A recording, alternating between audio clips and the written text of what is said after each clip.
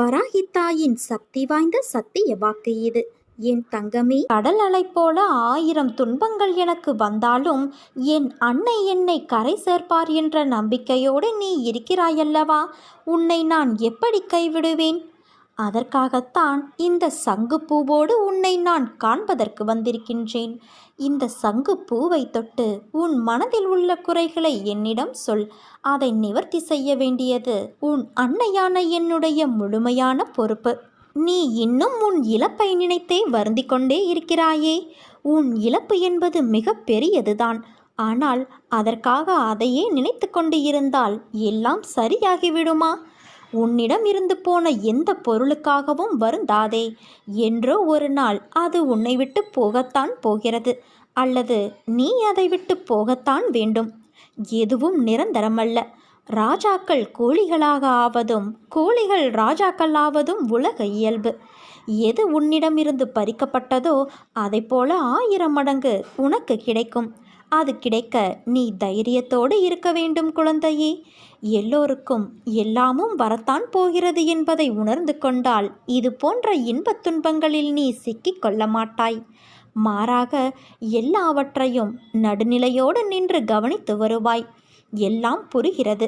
ஆனால் இன்னமும் எனக்கு கஷ்டம் தொடர்கிறதே, நான் என்ன செய்வது என்ற கேள்வி உன் மனதில் எழுகின்றது. குழந்தையே, ஒருவேளை நீ தொடர்ந்து துன்பத்தையே அனுபவிக்க நேர்ந்தாலும் இதுவும் இந்த அன்னையின் அனுக்கிரகம் என்று நினைத்துக்கொள். இந்த துன்பம் உன் கடந்த கால தவறுக்கு நீ கொடுத்துள்ள விலை என்பதை உணர்ந்து கொள். எப்போதும் உன் அன்னையாகிய என் அம்மா என்னோடு கூடவே இருக்கிறார் என்று உறுதி கொள் குழந்தையே. ஒருவர் மருத்துவமனையில் படுத்திருக்கும் போது கூடவே அவரை கவனித்து கொள்ள ஒருவர் இருப்பாரல்லவா? அப்படித்தான் குழந்தையே, நீ கஷ்டத்தில் இருக்கும்போது நான் உன் கூடவே இருக்கிறேன். தைரியமாக இரு. உன்னை ஒருபோதும் நான் கைவிடமாட்டேன்.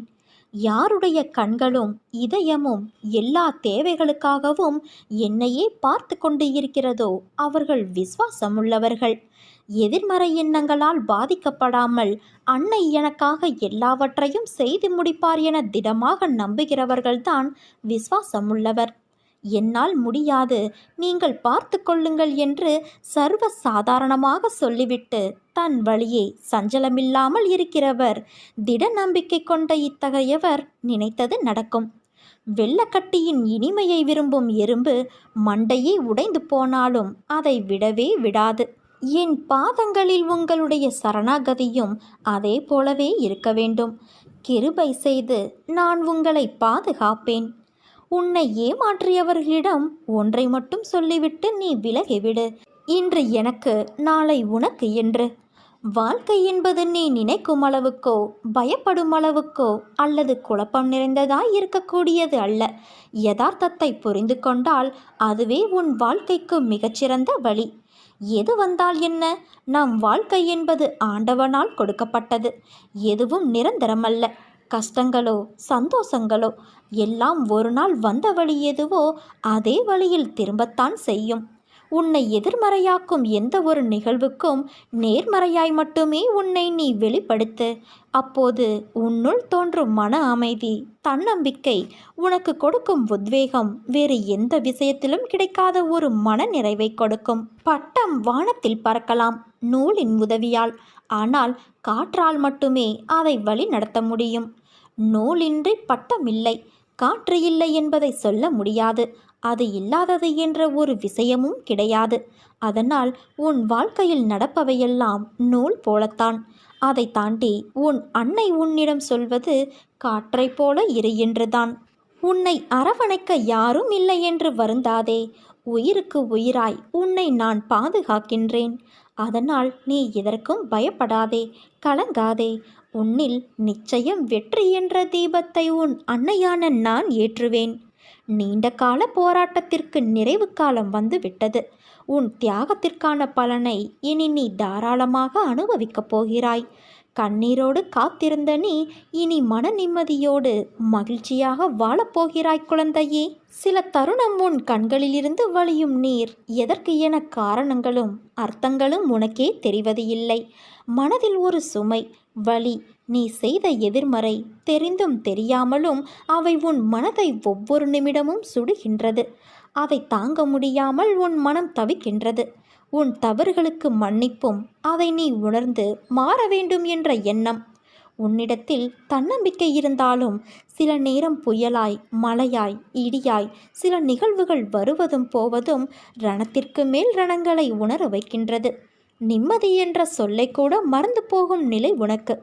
முதலில் உன் கடந்த காலத்தை தீயில் போட்டு எரித்துக்கொள். எதிர்காலத்தை காற்று போகும் வழியில் ஒப்படைத்து உன் நிகழ்கால தருணங்களை கவனித்து செயல்படு.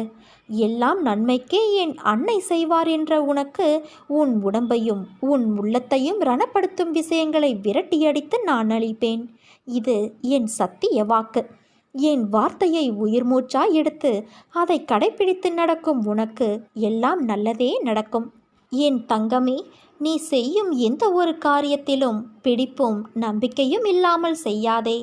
நம்பிக்கையின்றி மனம் ஒப்பாமல் நீ செய்யும் செயல் எதுவானாலும் அது நிறைவேறுவது கடினம். தொடர் தோல்விகளாலும் ஏமாற்றங்களாலும் நீ எதையும் நம்ப மறுக்கின்றாய். அதற்காக நீ செய்யும் செயல்களையே நம்பாமல் செய்தால் எப்படி? என் பிள்ளைகளை என்றும் கவலைப்பட்டு கொண்டே இருக்க நான் விட்டு விடுவேனா? உன்னோடு உன் அன்னையான நான் இருக்கிறேன். நீ நம்பிக்கையோடு இரு. உன்னை நான் கைவிடவே மாட்டேன். நீ சந்தேகமோ கேள்வியோ இல்லாமல் நமக்கு எது சிறந்ததோ அது நிச்சயம் நம்மை வந்து சேரும் என்ற எண்ணத்தை வளர்த்து கொள்ள வேண்டும். உலக அனுபவங்களை எடுத்துப்பார்.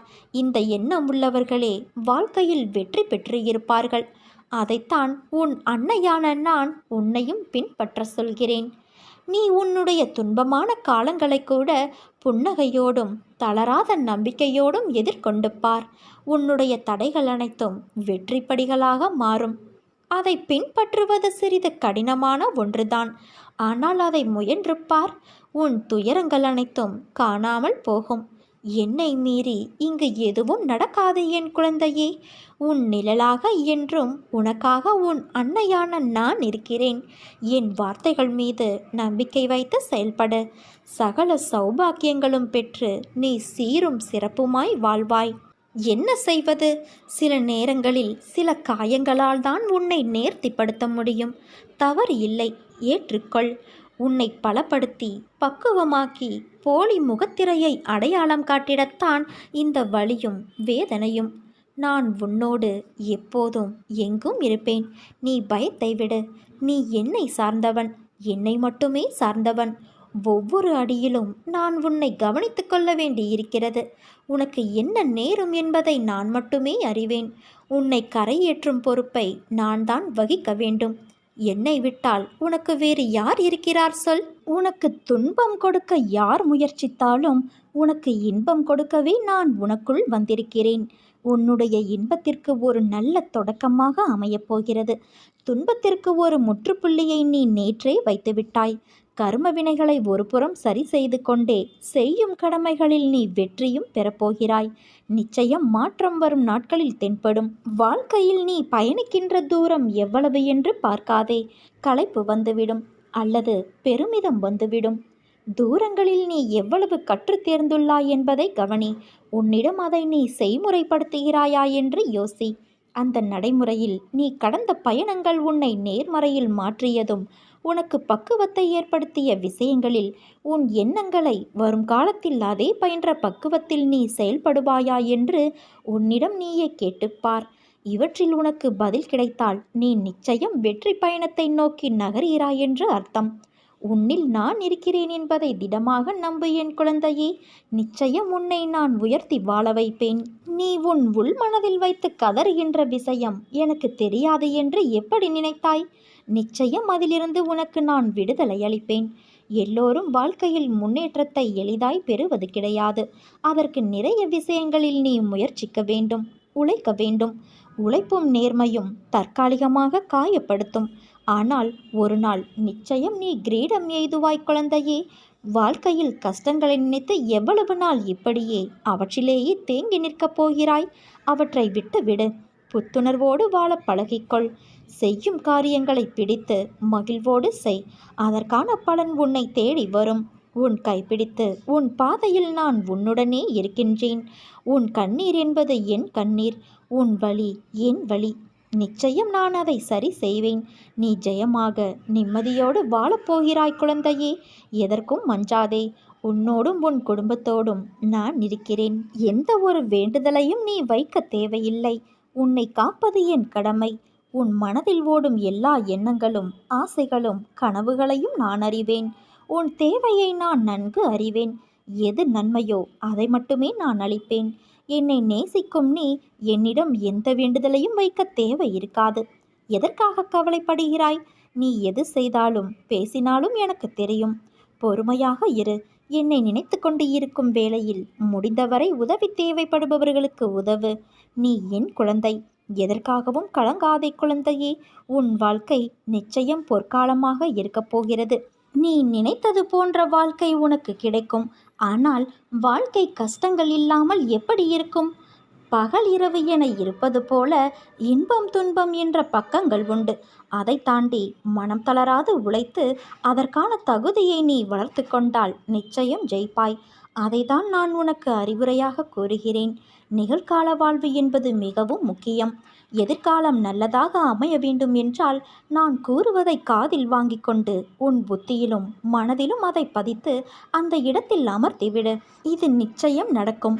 நீ என் அருளும் ஆசிர்வாதமும் அன்பை பெற்ற என் செல்ல குழந்தை. எல்லா செல்வ வளங்களையும் பெற்று மகிழ்ச்சியான வாழ்வை நீ பெறுவாய் என் குழந்தையே. என் பார்வைப்பட்ட இந்த நொடி முதலே நீ ஆசைப்படும் வாழ்க்கை உனக்கு ஆரம்பமாகும் நேரம் கூடிவிட்டது. பேரதிர்ஷ்டம் உன்னை தேடி வரப்போகிறது குழந்தையே. ஒரு பொருள் உனக்கு கிடைக்காவிட்டால் இது ஏன் உனக்கு கிடைக்கவில்லை, எதற்காக கிடைக்கவில்லை என்று யோசித்துப்பார். உன் எதிர்காலத்தை ஒப்பிட்டு யோசித்துப்பார். உன் போல இருந்தவர்களின் எதிர்காலம் இப்போது எப்படி இருக்கிறது என்பதை கேட்டு தெரிந்து கொண்டு யோசித்துப்பார். அப்போது காரண காரியம் உனக்கே புரியும்.